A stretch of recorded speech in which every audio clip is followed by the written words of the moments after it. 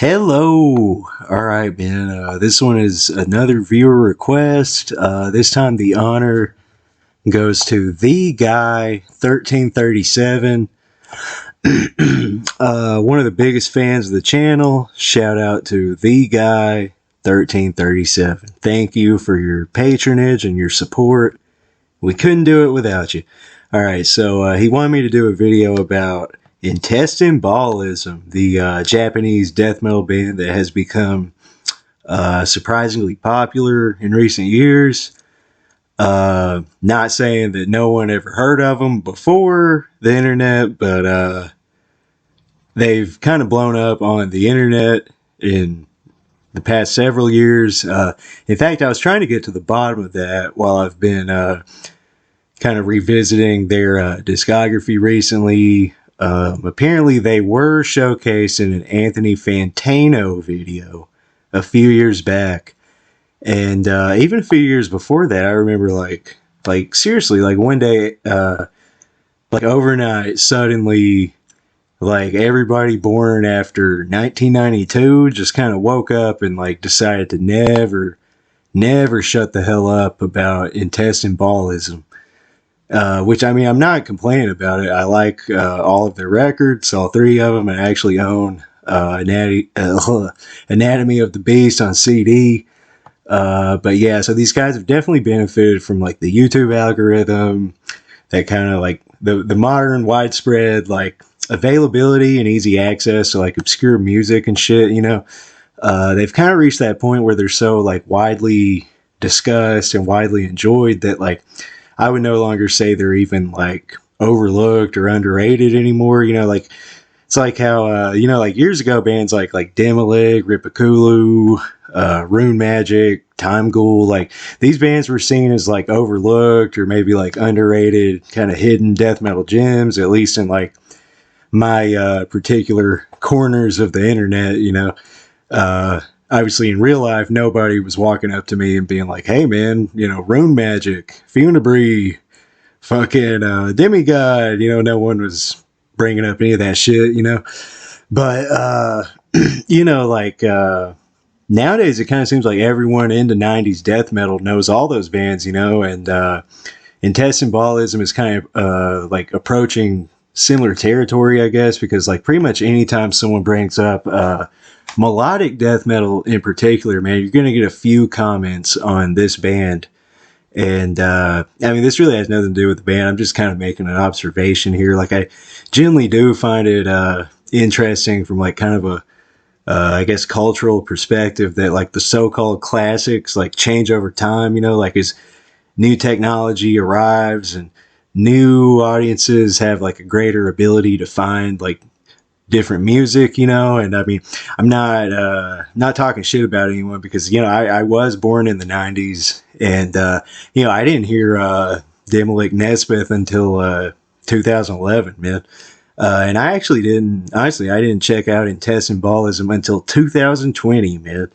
And, you know, if I was living like Unabomber style, you know, out in the woods, I wouldn't know any of these bands, man. So I do like the internet sometimes. It can be pretty cool. So what's also interesting to me is like, unlike like Mortician or Demilik or some of the other bands who were kind of boosted in popularity by the internet, you know, Intestine Baalism doesn't really seem to have a bunch of copycat bands, or at least not yet. I think that's because they play a very specific sort of melodic death metal. Like plenty of death metal bands wake up in the morning and they're like, okay, we need to copy something that happened in Sweden. And in the death metal world, that often manifests as like, you know, your Entombed, Grave kind of sounding type of band, Dismember sounding type of band, or you have the bands that are straight up like the Melodeath, like Gothenburg Worship, like ripping off Slaughter of the Soul and shit like that. And I know like apparently it's not pronounced Gothenburg, but it's just how I say it, you know.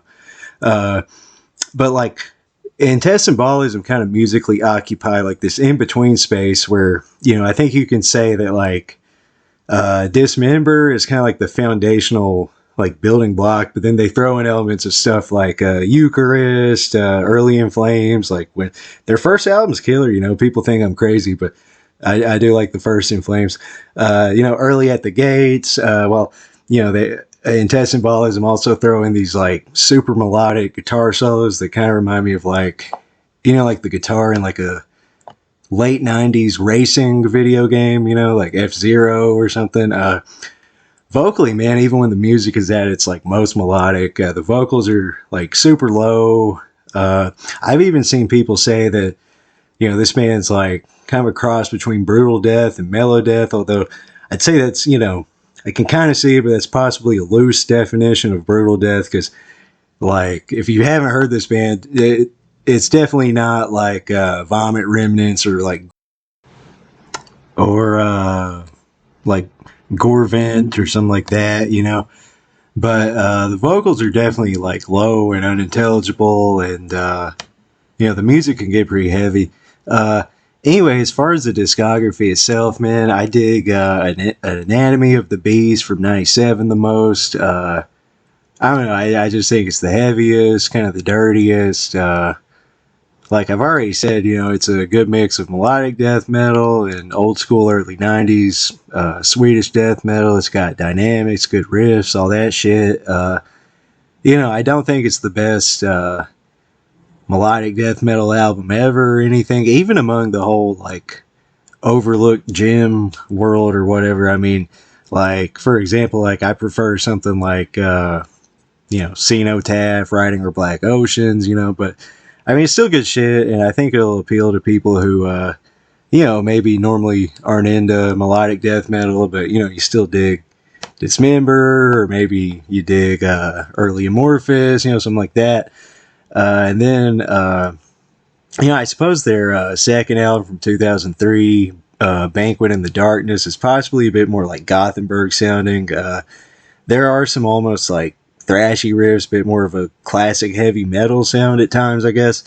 But I mean, other than being a little more melodic and a little bit cleaner sounding, like produced, you know, it's basically the same type of shit as the first record. Last one they put out was in 2008 called Ultimate Instinct.